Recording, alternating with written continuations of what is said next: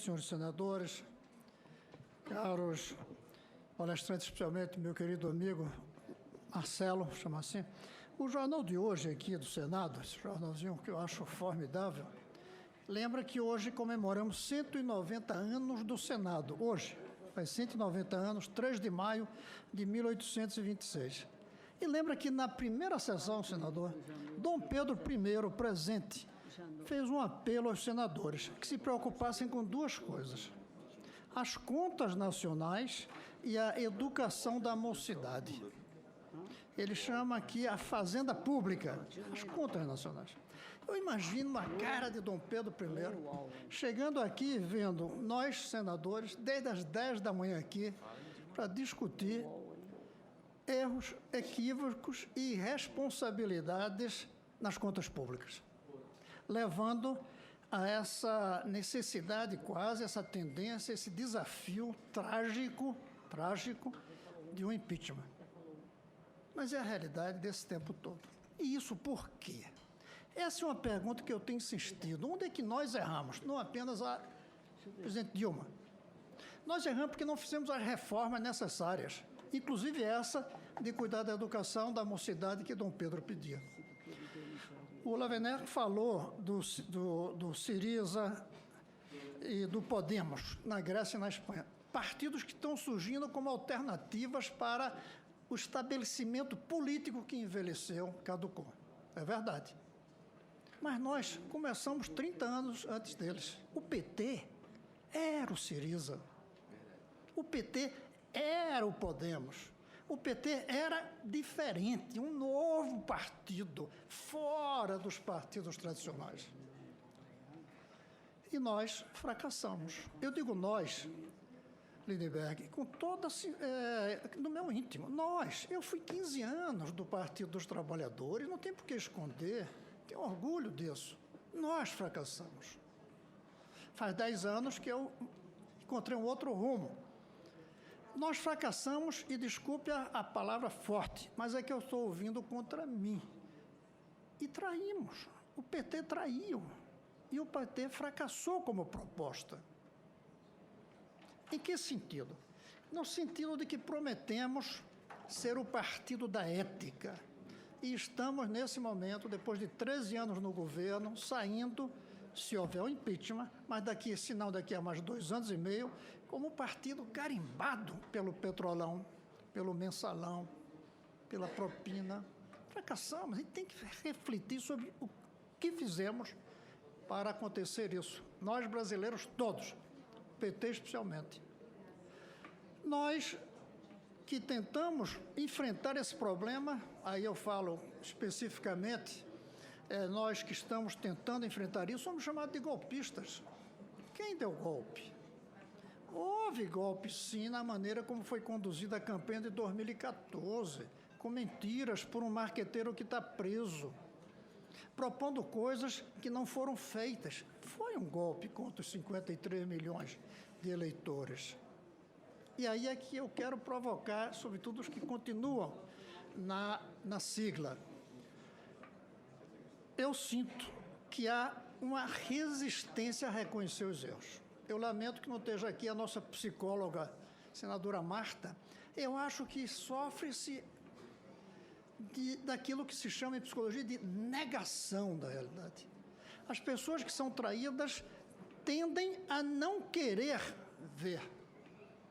E houve uma traição das cúpulas em relação às bases, mas as bases estão ficando cegas por uma negação, não querer ver e não consegue ver. E isso atrapalha o processo, porque não vai ter avanço se não for através de forças de esquerda. Agora, uma esquerda que não seja nostálgica, uma esquerda olhando o futuro, não prisioneira ao passado. O que eu sinto é que aquilo, Marcelo, que você mesmo chama de esquerda, está prisioneira do passado. Quer ver um exemplozinho? Pode ser uma brincadeira. Você falou aí como um grande exemplo do que o governo tem feito, é que graças aos BRICS, enfrentando o imperialismo, vai se colocar um cabo submarino. O primeiro cabo submarino foi feito em 1851, no Canal da Mancha. Marx tinha 30 anos. não significa nada progressista cabo submarino, embora seja necessário também, para garantir um dia que os satélites não funcionem. Mas nós estamos atrasados na ciência, mas muito atrasados, não demos avanço nesses últimos anos. Nós estamos, todos já falaram, no desemprego, desinvestimento, a educação não deu o salto que prometemos, a infraestrutura está em crise, pandareco, eu diria, a segurança pública, e criamos essa intolerância mútua dos dois lados que está corrompendo a maneira de se falar. Eu acho que se fosse dizer qual é a meta de um próximo presidente, seja a presidente Dilma continuando, seja o presidente Temer chegando, seria desafiar os brasileiros a se apertarem as mãos, apesar das divergências. Porque não estamos mais, está se cuspindo agora. Nós estamos com um verdadeiro desgoverno. Nós erramos. E acho que o presidente errou quando deu um drible na Constituição. Todo mundo está defendendo a Constituição. Foi um drible. O Lula, o companheiro Lula, ganhou um terceiro e um quarto mandato. A Constituição só propõe 2. Ao colocar a Dilma, que era uma pessoa que todo mundo sabe foi eleita por ele, foi um terceiro mandato. E aí se esgotou, cansou. Lá nos Estados Unidos, é possível que a próxima presidente seja do Partido Democrata do Obama. Mas ninguém vai comparar como se fosse continuidade do Obama a Hillary Clinton. É outra coisa, porque ela ganhou na disputa como senadora, como ministra e em prévias duríssimas. Aqui não. Aqui o presidente Lula, que poderia ter sido eleito pela terceira vez, se quisesse, com a Constituição, teve a sabedoria de não fazer isso, outros presidentes latino-americanos fizeram, mas ele fez um drible, e isso cansou, esgotou. E nós estamos nessa situação de um verdadeiro desgoverno. E aí, eu quero fazer uma pergunta. Primeiro, como é que a gente faz para parar de falar em golpe? Gente, 10 horas da noite, a gente está conspirando pela televisão. Ninguém conspira pela televisão, você conspira nos subterrâneos. Nós estamos seguindo todos os trâmites. Muito bem, mas nós estamos aqui. Mas quem vai decidir não é o Temer. Quem vai decidir somos nós. Nós estamos discutindo, nós estamos querendo saber se há ou não crime. Eu estou querendo saber ainda se há crime que justifique. Então, não há golpe, por favor. Chamar de golpe é ofender as instituições que o senhor defende. Aqui nós estamos fazendo sob o controle do Supremo.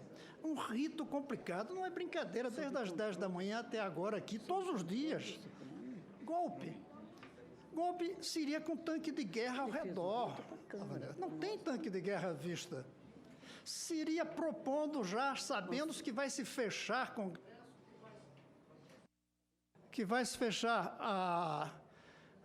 a justiça. Não vai acontecer isso. Então, quando se fala que haverá retrocessos, que haverá ditadura ou não democracia, eu acho que é manipular a opinião pública.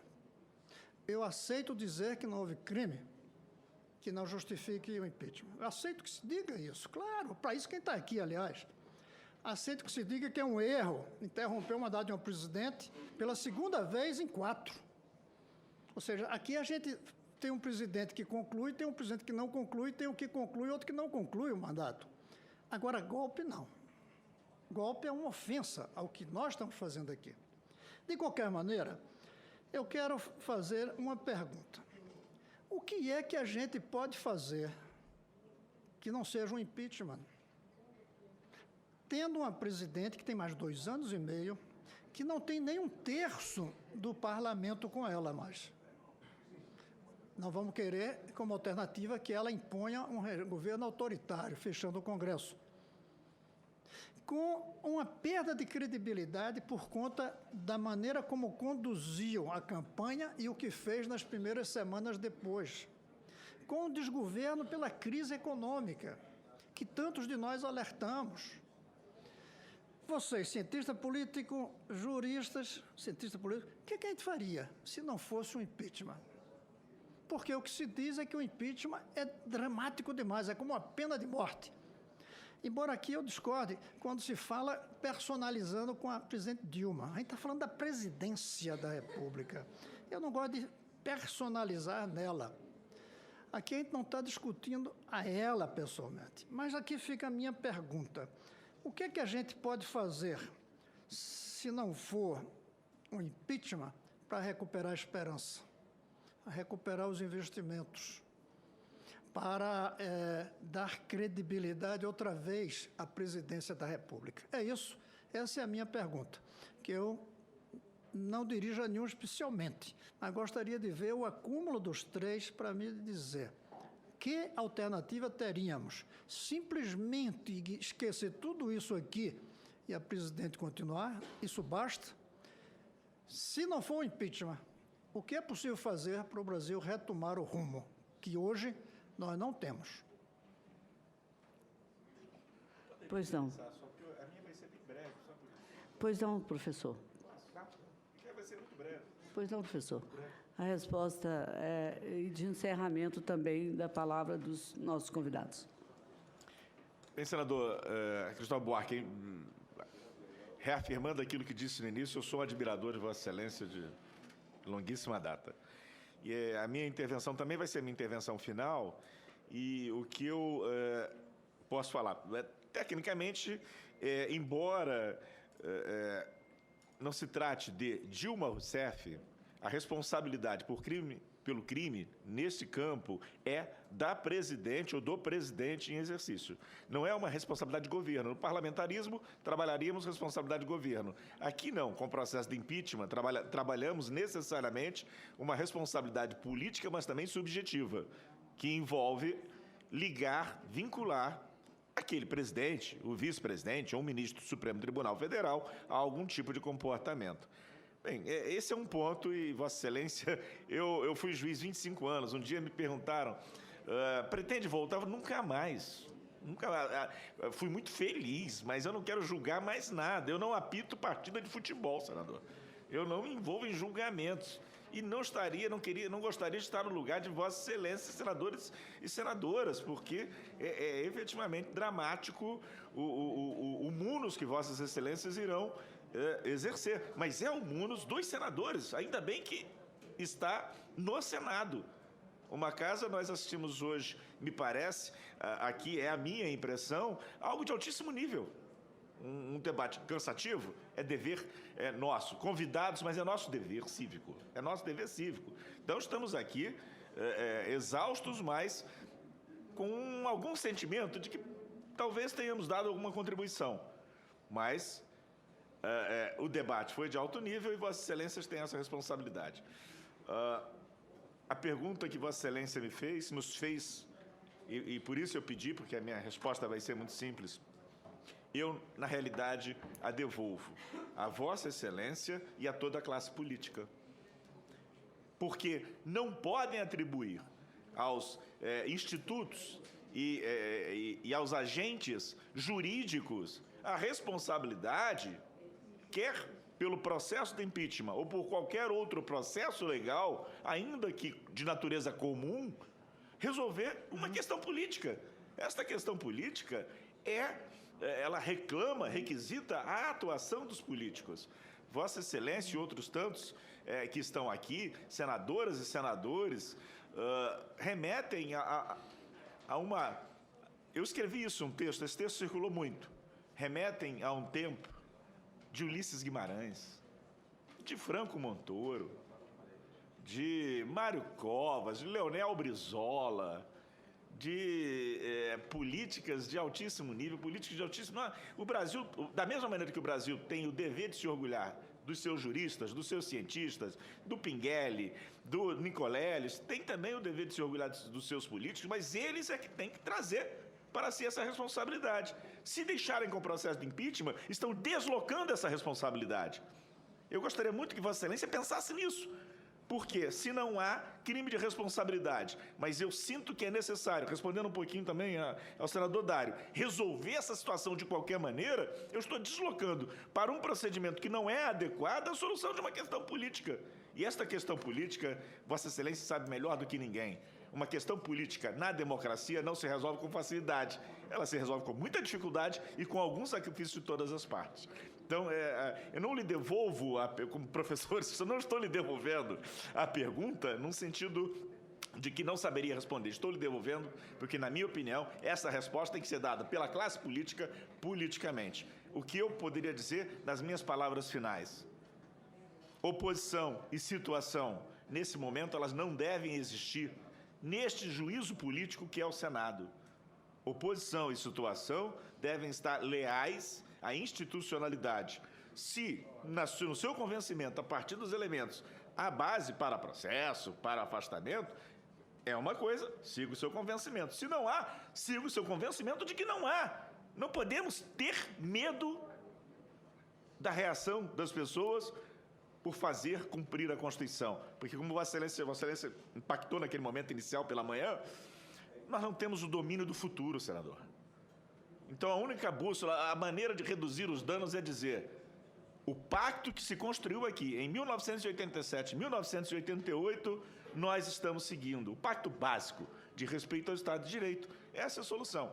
Vai ter sofrimento, vai ter dano, a classe política vai ter que encontrar o caminho, pelo consenso, na disputa, vai ter que encontrar o caminho. Mas não podemos nos desviar, pegar o atalho de procedimentos que não são para isso e, em alguma medida, postergar o problema. Em alguma medida, postergar a solução. Fica aqui essa minha palavra final de confiança no Senado do meu país, de confiança nas instituições do meu país, mas de profunda confiança na Constituição do meu país. Um dia, como eu disse a Vossa Excelência, eu fui magistrado, e quando eu tomei posse, eu jurei cumprir a Constituição de 69. Não? O sentido disso, os mais novos não têm ideia do sentido. Eu jurei cumprir uma Constituição que um homem só colocou nesse país e disse que era a ordem jurídica.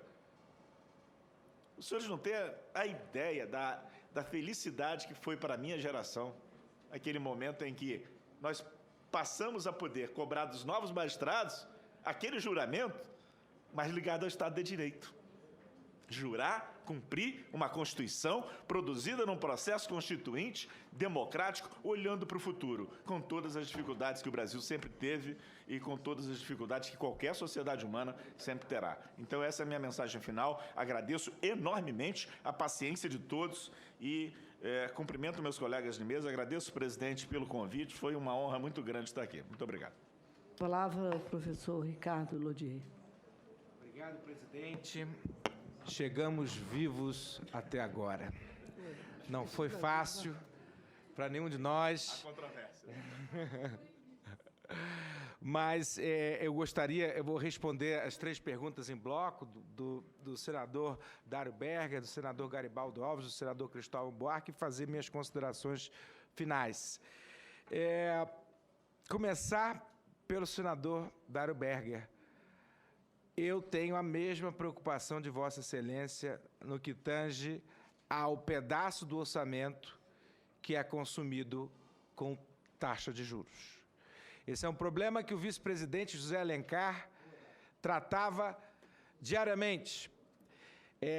Nós temos hoje um sistema orçamentário que desloca recursos das classes produtivas, dos empresários, dos trabalhadores, para o setor financeiro. E esse é um fenômeno que não é só brasileiro, é um fenômeno mundial.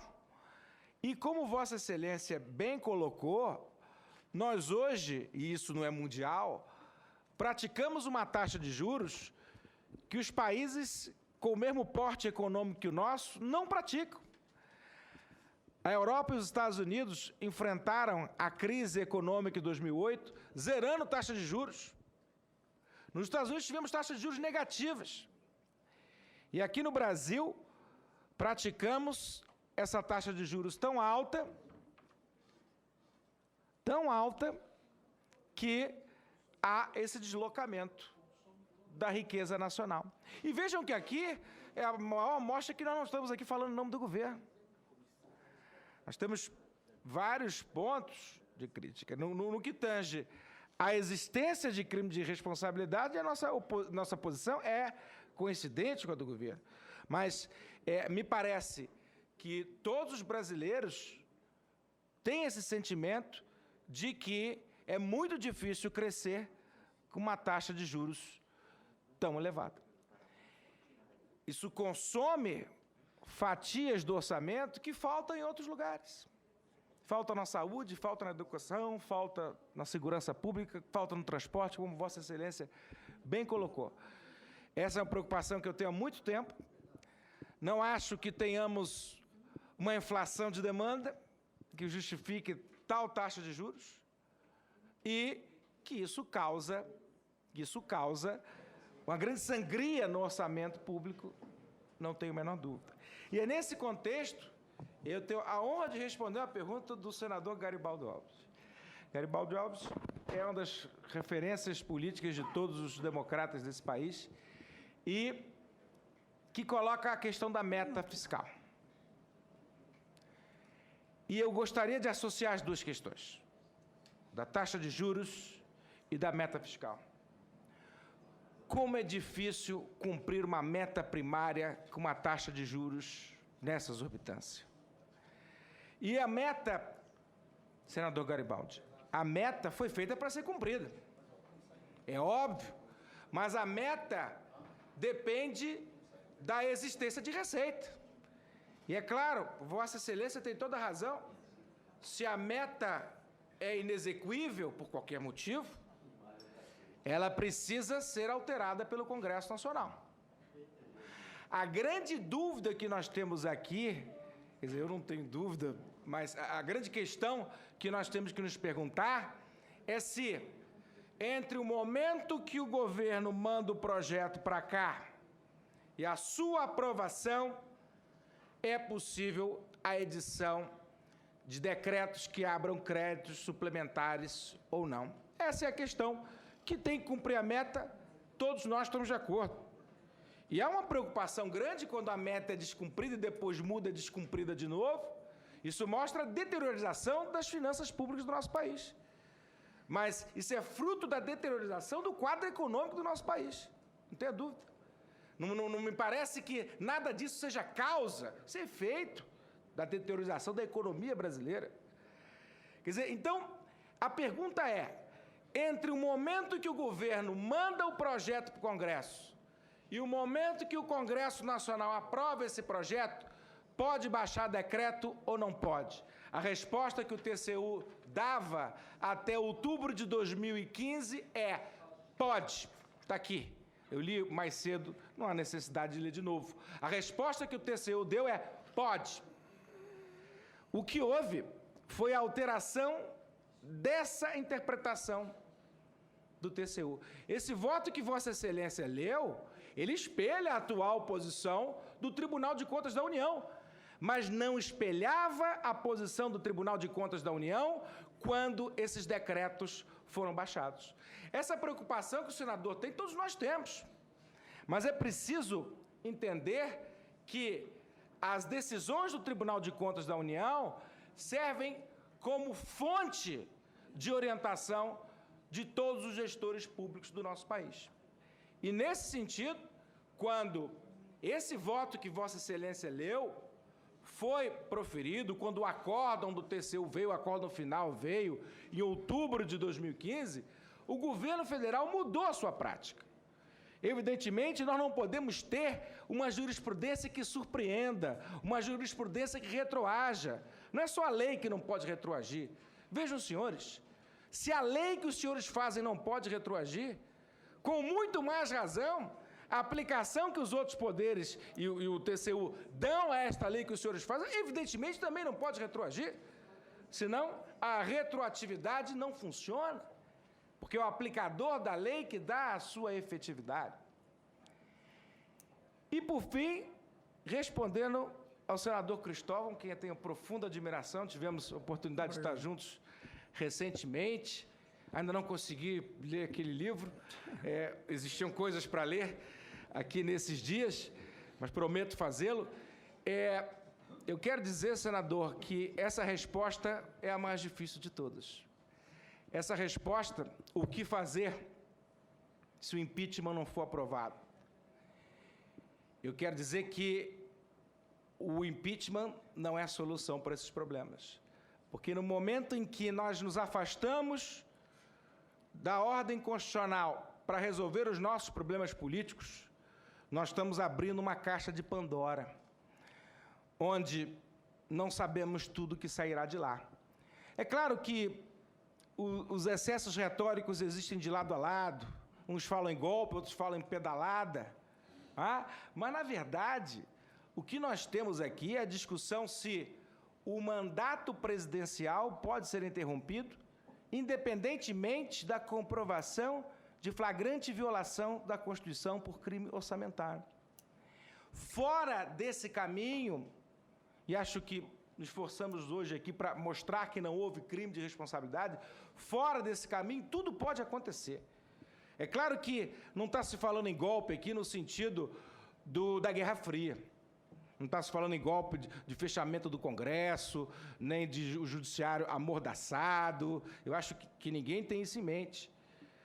Mas é preciso lembrar também que, ainda que naqueles tempos de Guerra Fria, quiseram tirar João Goulart, aqueles que quiseram tirar João Goulart, em sua maioria, pretendiam uma intervenção cirúrgica. Era só para tirar João Goulart. Era para ter eleição em 65. É claro que o mundo mudou, é claro que a conjuntura hoje é bem diferente, é claro que as instituições brasileiras são muito mais fortes. E é justamente por acreditar que as instituições brasileiras são muito mais fortes hoje, que nós temos a confiança que este tribunal, que é político, mas é também jurídico no processamento do impeachment, há de levar em consideração as balizas constitucionais para a solução do processo de impeachment. Me parece que o papel que foi atribuído a este tribunal não passa por um julgamento geral do governo e nem para dar, como o professor Geraldo Prado bem lembrou, uma solução para a nossa crise política. Nós não podemos subordinar as esferas jurídicas a solução de uma crise do nosso presidencialismo de coalizão. Acho que todos nós, brasileiros, e vossas excelências com um papel muito mais importante, tem que pensar como é que a gente vai dar conta desse presidencialismo com o sistema partidário que nós temos hoje no nosso país, com o sistema de financiamento de campanha que nós temos no nosso país. Essas são questões políticas e que o processo de impeachment não vão resolver. Quer dizer, não é uma pergunta fácil, mas essa alternativa do impeachment não se presta à solução desses problemas. Talvez os agrave. Não temos bola de cristal, alguns acreditam que a situação vai melhorar, outros acreditam que a situação vai piorar, mas vamos convir, impeachment é utilizado para casos de crime de responsabilidade. Impeachment não é utilizado para resolver a relação entre poder executivo e poder legislativo. Temos que pensar em outras soluções. E a sociedade brasileira conta com o Senado Federal, a sociedade brasileira conta com o Congresso Nacional para encontrar esses caminhos e essas soluções. E eu queria agradecer a todos os senhores e senhoras senadoras e senadores a paciência que tiveram conosco ao longo dessas 12 horas e meia, agradecer à presidente, agradecer ao presidente Raimundo Lira, agradecer ao senador Antônio Anastasia, agradecer aos servidores do Senado. Nós fomos recebidos aqui hoje de uma forma fantástica por todos. Reclamar só do cansaço. Quero agradecer também a gentileza dos senadores nas suas perguntas. O nível foi altíssimo. Acho que todos nós temos que nos orgulhar dessa longa jornada que nós tivemos hoje para bem do nosso país. Muito obrigado. Presidente, só um minuto. Primeiro eu fui o último, então vamos ver se dá esse privilégio. É que há uma contradição entre o doutor Marcelo e o doutor Ricardo. O doutor Ricardo diz que a gente precisa baixar a taxa de juros, lembra, Estados Unidos. Mas o doutor Marcelo fez uma apologia ao endividamento. elogiou a presidente Dilma porque se endividou e, com isso, atendeu os pobres, atendeu outra necessidade. Não há como aumentar dívida sem aumentar juros. Isso é uma questão aritmética, que alguns tentam negar. Não tem como. Aumentar dívidas, mais gente pedindo dinheiro emprestado, o juro sobe. É natural. Chama-se oferta e demanda. Além disso, eu quero dizer, meu caro Marcelo, que eu fico preocupado com a apologia à dívida. Imagina os pais assistindo a sua fala, os filhos querendo uma festinha de 15 anos, uma roupa nova, e dizendo, o doutor Marcelo disse que toma emprestado, porque é a maneira de beneficiar quem precisa. Esse país tem pecado ao longo da história pelo excesso de endividamento. E não é uma coisa da presidente Dilma, não. É uma coisa histórica, que a gente tem que lutar contra. Não tem futuro país que se endivida e nem país onde as pessoas se endividam muito. Hoje, o Brasil, as pessoas estão muito endividadas, sofrendo por isso, e o país muito endividado. Então, eu queria pedir que não faça apologia da dívida. E, além disso, que diga a ele como é que vai baixar juros aumentando a dívida. É preciso registrar que o Brasil tem a maior taxa de juro real do mundo. E isso interessa a 11 mil rentistas, que indica ministro da Fazenda neste país. E quanto mais pedir dinheiro emprestado, mais enriquece os bancos, Marcelo. Quando você fala em aumentar a dívida, você está jogando a favor dos bancos. Não tem jeito. Doutor Marcelo, para concluir. Tem país que tem a dívida com taxa de juros negativa. O mundo inteiro hoje. Antes, o Dário Berger tem direito a uma réplica. Sou eu? Sou eu? Ele tem direito a uma réplica. Vossa Excelência conclui Vossa depois. Excelência Vossa Excelência conclui depois. conclui. Bem, eu só queria destacar aos nossos expositores e também aos nossos senadores e senadoras que mais de 50% de tudo que é produzido com esforço e com suor do brasileiro Vanessa, ele tem direito à réplica. vai para pagamento Só. de juro. É um negócio inacreditável. Enquanto a China, no ano passado, no ano retrasado, passou por uma crise, ela baixou, se eu não me engano, 3 ou 4 vezes a taxa de juro para reaquecer a economia. O Japão também fez isso, os Estados Unidos também. Os Estados Unidos aumentou o déficit com o sentido de ampliar o investimento para reaquecer a economia. Então, veja bem, dito isto, eu digo que juro alto não tem crédito. Não tendo crédito, não tem investimento. Não tendo investimento, não tem emprego. Não tem emprego, não tem consumo. Não tendo consumo, não tem imposto. Não tendo imposto, os estados, a União e os municípios vão à falência. Portanto, me parece que aquela teoria do fato se aplica agora na nossa economia aqui. Se a União está falida, se os estados estão falidos, se os municípios estão falidos, logo estamos todos falidos. Essa que é a grande verdade que nós estamos vivendo hoje no Brasil. Doutor Marcelo. Deixa eu ver se... Vã ilusão a minha que pensava que o professor Cristóvão ia deixar eu simplesmente agradecer aqui a gentileza de todos, o que já fez o doutor Lodi, mas é uma provocação muito grande. Professor Cristóvão, a última coisa que eu poderia no mundo fazer é discutir economia com Vossa Excelência. Eu até posso discutir outras coisas, futebol, até um pouquinho de direito, mas eu não tenho a vã ilusão de poder discutir economia com Vossa Excelência. Também não estou aqui interessado em dar maus conselhos para os pais de família, não é isso. Eu apenas ponderaria, professor, e acho que chamá-lo de professor é uma homenagem que faço a quem é realmente professor e que passou a vida sendo professor. Eu diria que Vossa Excelência, antes de ser senador, antes de ser candidato a presidente da República, antes de ser político, estava no seu DNA a sua vocação para o magistério. E isso eu respeito e homenageio. Mas permita esse atrevimento. Não será a qualidade da dívida que a gente deve examinar? O senador Dário Berger mencionou a dívida que se gera a partir de juros, a dívida que o país tem a partir do valor dos juros e do pagamento a quem? Aos rentistas desse país. Então, eu não quero que o Brasil se endivide para pagar mais juros, não.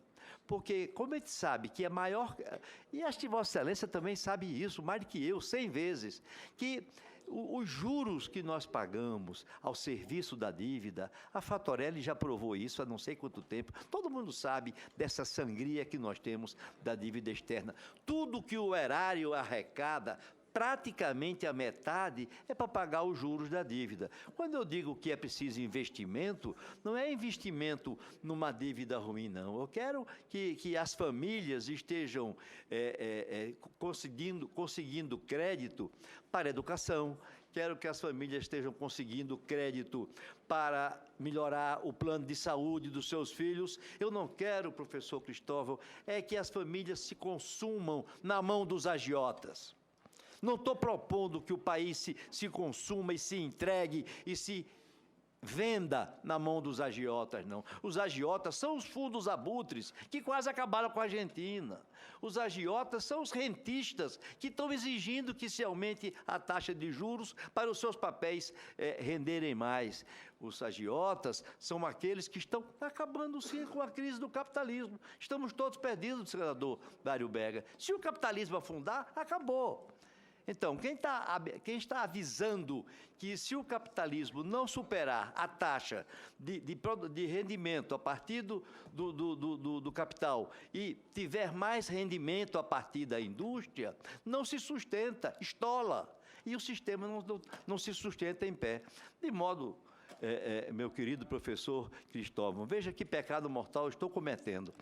Eu queria ponderar se Vossa Excelência não concordaria que se nós aplicássemos melhor o nosso pouco dinheiro e, em vez de entregar metade da arrecadação do Tesouro Nacional para os rentistas, para o serviço da dívida, não é? Se nós aplicássemos em infraestrutura, na agricultura, na industrialização do país, não é? Então, não será que isto não é exatamente aumentar a dívida pelo gosto de ser devedor? Ou é de aplicar melhor o nosso dinheiro? E aí, aplicar melhor o nosso dinheiro pode ser uma forma de sair desse buraco. Eu queria também agradecer, já que não vou mais falar, professor Cristóvão, mas ouvi-lo, agradecer pela oportunidade, agradecer a todos que mesa, às senadoras e aos senadores, né? E dizer que esta experiência é mais uma experiência que me satisfaz e que me deixa absolutamente gratificado, especialmente pela resposta que eu vou ouvir agora do professor Cristóvão Buarque. Eu gostaria de encerrar, não sei se Vossa Excelência vai falar. Ele pediu porque, para dar sua resposta. sinceramente, aqui todos estão exaustos. Vossa Excelência quiser, vai demandar uma nova resposta e alguns estão pedindo, pelo amor de Deus, para encerrar. Então, a Vanessa nem enxerga mais a mesa, né, Vanessa? Eu queria agradecer a presença do Dr. Geraldo Luiz Mascarenhas Prado, professor de Direito Processual Penal da Universidade Federal do Rio de Janeiro e investigador do Instituto de Direito Penal e Ciências Criminais da Faculdade de Direito da Universidade de Lisboa. Queria agradecer também ao doutor Ricardo, que fez aqui um dos papéis mais bonitos do seu debate, que foi elogiar e dar uma declaração de amor à sua esposa, que as mulheres estão merecendo. Professora adjunta de Direito Financeiro da Universidade do Estado do Rio de Janeiro. Marcelo, não sabemos se ele vai direto, né? Mas ele fez a declaração. Uma pessoa que admiro muito, que é o professor, o ex-presidente da OAB, Marcelo Lavener. E agradecer também aqui, em nome de todos que aqui estão, o nosso documentarista aí, o senhor Manel e Antônio Siqueira, que serviu a todos com água e café o dia inteiro, como nós trabalhamos. Agradecer aos jornalistas, seguranças, os que participam da sessão. Eu peço, sim, só um minutinho, Vanessa Graziotin. Eu tenho que colocar em votação a ata da 4ª reunião solicitando a dispensa da leitura, se todos estiverem de acordo. Aprovado. A ata está aprovada. Nada mais havendo a tratar, agradeço a presença de todos, convidando para a próxima reunião a ser realizada amanhã, no dia 4 de maio, às 13h30, neste plenário, com a finalidade exclusiva da apresentação do relatório pelo relator e concessão de vista coletiva. Não haverá discussão e nem lista de oradores. Declaro encerrada a presente sessão.